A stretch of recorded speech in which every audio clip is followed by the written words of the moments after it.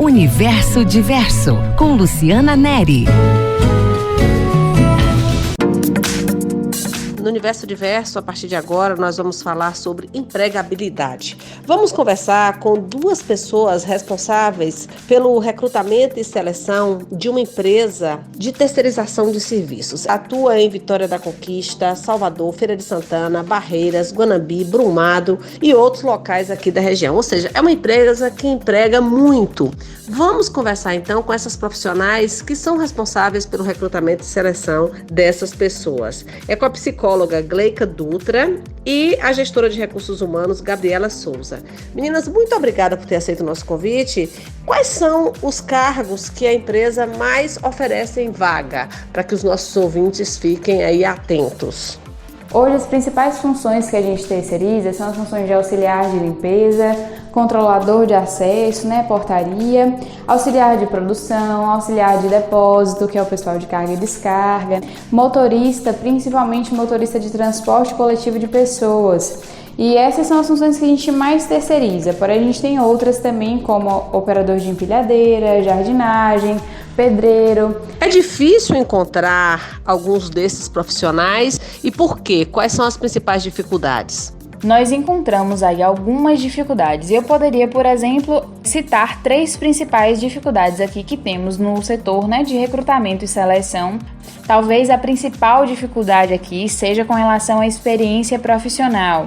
Nós precisamos de candidatos que já tenham tido alguma experiência ou que tenham pelo menos uma noção da atividade, que é aquela função para a qual ele está se candidatando, que ele saiba um pouco do que faz, de como que faz, com o que mexe, quais são os materiais e as ferramentas que aquela função utiliza para desempenhar a atividade. Então a gente faz todo o treinamento do profissional, após o período ali, toda a burocracia de admissão. Nós temos um treinamento teórico, temos uma capacitação na prática e isso faz a diferença. Então é justamente isso que a gente vê como o nosso principal desafio.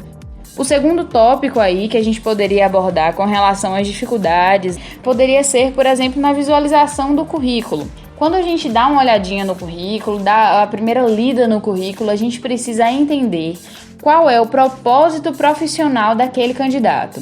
E aí, claro, você já pode ter tido a experiência A, B e C, mas quando a gente lê o currículo, a gente precisa entender, eu digo como empresa, A gente precisa entender qual é o seu propósito profissional. O que você quer, o que você almeja, qual é a sua função de fato, o cargo de fato que você deseja estar dentro da nossa empresa. E isso principalmente ali no primeiro contato com o currículo. Talvez, e aqui a gente já entra no terceiro tópico com relação ao grau de instrução. Talvez o nível de instrução, o nível de escolaridade do candidato, às vezes até prejudique na própria montagem do currículo. E aí a gente tem profissionais hoje que trabalham conosco, que trabalham em nossa empresa, dos diversos níveis de grau de instrução. Não temos nenhuma restrição com relação a isso.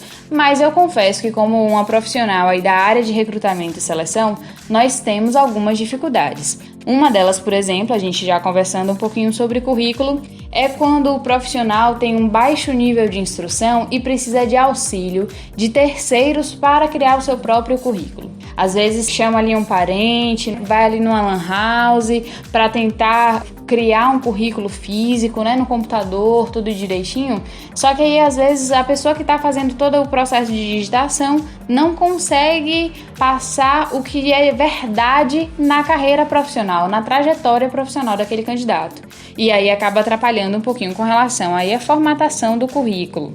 O baixo nível de instrução também dificulta até no momento da própria entrevista presencial, já naquele momento físico ali, de uma conversa física, por exemplo, com relação à comunicação e ao desempenho no momento da entrevista.